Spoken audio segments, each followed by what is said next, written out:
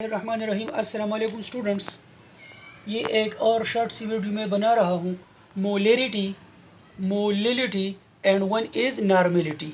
Normality actually हमारे inter के course में नहीं है, लेकिन अक्सर स्टूडेंट्स जब दूसरे कॉम्पिटिटिव टेस्ट देते हैं या आगा खान की या एमकेट वगैरह की या किसी और जेके वगैरह की, तो उसमें ये पॉइंट्स आते हैं। तो इसलिए आपके लिए ज़रूरी है कि आपको ये भी मालूम हो। मोलरिटी पर तो मैंने वीडियो बनाई भी थी कि it's simple, these are concentration units. Molarity is actually moles of solute per liter of solution, while molality is actually the number of moles of solute dissolved per kg of a solvent. यहाँ पर kg of solution नहीं है, क्या है per kg of solvent। यानी अगर हम 1 molal solution of sodium hydroxide बनाना चाहते हैं तो हम क्या लेंगे, 1 मोल ऑफ सोडियम हाइड्रोक्साइड, और पहले से हम 1 kg सॉल्वेंट लेंगे। पहले से सोल्यूशन मोलरिटी की तरह नहीं, यहाँ पर हम पहले से 1 kg सॉल्वेंट लेंगे। फॉर एग्जांपल 1 kg वाटर में अगर हम 40 gram of sodium hydroxide dissolve करेंगे तो ये क्या होगा, 1 molal.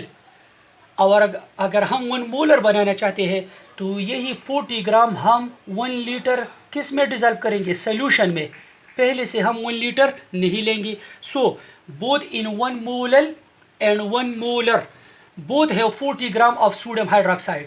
Now if the question is given which one is more concentrated, एक है 1 molar और एक है 1 molar aqueous solution of sodium hydroxide. Both have 40 gram of sodium hydroxide, लेकिन यहाँ पर 40 ग्राम सोडियम हाइड्रोक्साइड कितने में मौजूद है, 1 kg ऑफ वाटर।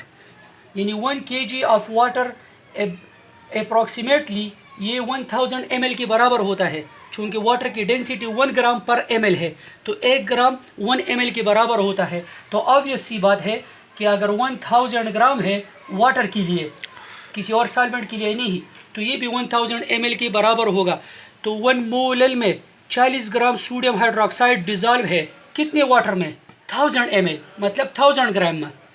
लेकिन मोलर में 40 gram sodium hydroxide is dissolved in less than 1 litre of water in which the concentration is less than 1000 ml, because वो तो कंबाइन 40 ग्राम और वाटर कंबाइन 1000 ml के बराबर होगा।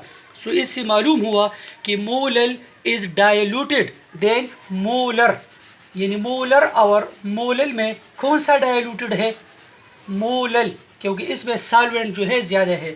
सो 1 molal is dilute than 1 molar solution.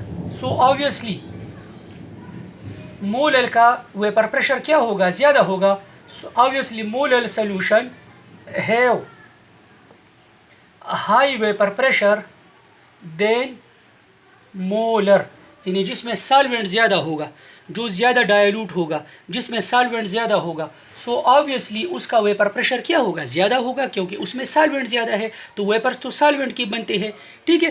तो ये molarity और molality में हमारे पास एक डिफरेंस क्रिएट हो गया कि what is meant by molar and molal, इसमें कौन सा कंसनट्रेटेड होगा, कौन सा डायलूट होगा। Now let's discuss normality. Normality is actually equivalent weight of solute dissolve पर लीटर ऑफ सोल्यूशन। ये मोलरिटी की तरह पर लीटर ऑफ सोल्यूशन है, लेकिन number of moles of solute नहीं है, यहाँ पर है equivalent weight of solute. So first of all we should know what is meant by equivalent weight or equivalent mass of solute. So it is different in different compounds. Let's suppose the compound is acid. HCl का molar mass हमें पता है कि क्या है, 36.5, और इसमें replaceable hydrogen ion कितने हैं, 1 है।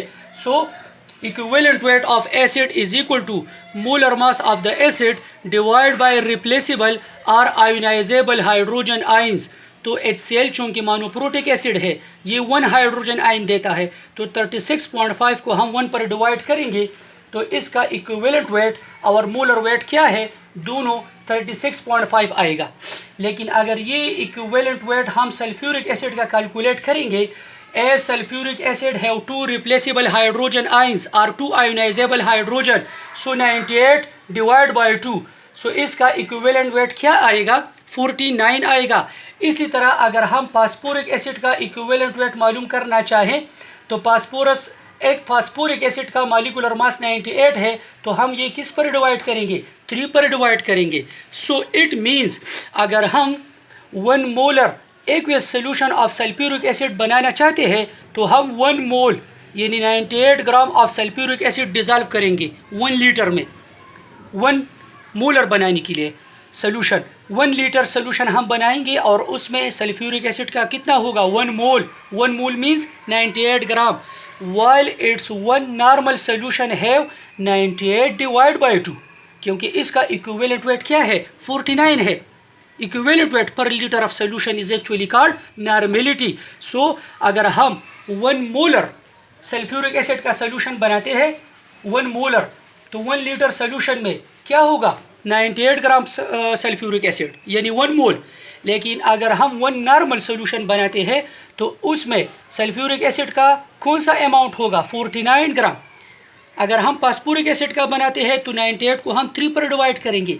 इसी तरह अगर हम 1 मोलर सोडियम हाइड्रोक्साइड बनाते हैं तो ऑब्वियसली इसमें 40 ग्राम होगा, क्योंकि equivalent weight of base is equal to molar mass of a base divide by ionisable और रिप्लेसेबल हाइड्रोक्सिल आयंस।